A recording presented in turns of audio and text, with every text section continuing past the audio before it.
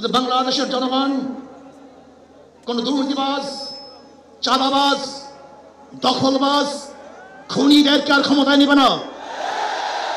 বাংলাদেশের জনগণ রক্ত দিয়েছে, জীবন দিয়েছে বাংলাদেশে চাঁদাবাজি করার জন্য নয়, খুন করার জন্য নয়, দেশকে দখল করার জন্য নয়, দুর্নীতি করার জন্য মানুষ রক্ত দেয় নাই, জীবন দেয় নাই। বাংলাদেশের মানুষ জীবন দিয়েছিল, মানুষ মুক্তি পাবে, শান্তি পাবে। আমার গরিব দুঃখী মানুষ ক্ষুধার্ত থাকবে না। বাংলাদেশের একজন মানুষও খোলা আকাশের নিচে থাকবে না। বাংলাদেশের একজন গরিব বস্ত্রহীন থাকবে না।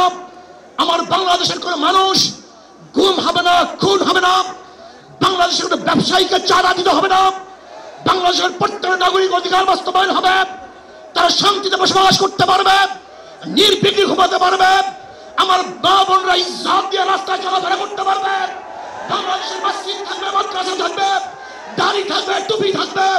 দাড়ির উপরে কেউ আক্রমণ করতে পারবে না, টুপিকে ছিনিয়ে কেউ নিতে পারবে না, ইসলামের বাইরে কেউ আইন পাস করতে পারবে না। এর জন্য জীবন দিয়েছিল, রক্ত দিয়েছিল। দ্বিতীয়বার দাড়ি টানবে, এই দৃশ্য দেখার জন্য মানুষ রক্ত দেয় নাই। মৌলবাদের বিরুদ্ধে আন্দোলন করবে, মৌলনা বলে গালি দিবে, আজকে টুপি তালিবানের ক্ষমতায় যেতে দেবে না, এই স্লোগান শোনার জন্য মানুষ রক্ত দেয় নাই।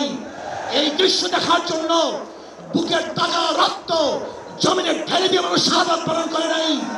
বাংলাদেশের মানুষ শাহাদাত বরণ করেছিল এই জাতিকে মুক্তি দেওয়ার জন্য, কোরআন ও সুন্নাহর আইন বাস্তবায়ন করার জন্য। বাংলাদেশের মানুষ ওই ভারতের গোলামি করার জন্য রক্ত দেয় নাই। বাংলাদেশের মানুষ ভারত আমাদের দেশের কর্তৃত্ব নেতৃত্ব করবে, আমেরিকা আমাদের দেশের কর্তৃত্ব নেতৃত্ব করবে, এর জন্য বাংলাদেশের মানুষ জীবন দেয় না, রক্ত দেয় নাই।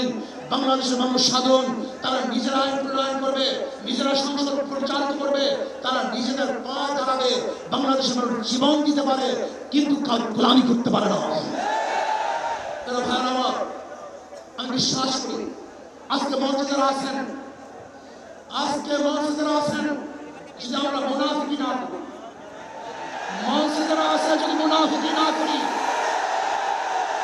মুখের এবং কাজের কথা যদি একসাথে থাকেন, মুখের সাথে কাজের যদি মিল থাকেন, আমি রক্ত জনতার সামনে কসম করে বলতে পারি আগামীতে ক্ষমতা দেবে ইসলাম, ক্ষমতা দেবে ইসলাম, কোনো সন্দেহ নাই।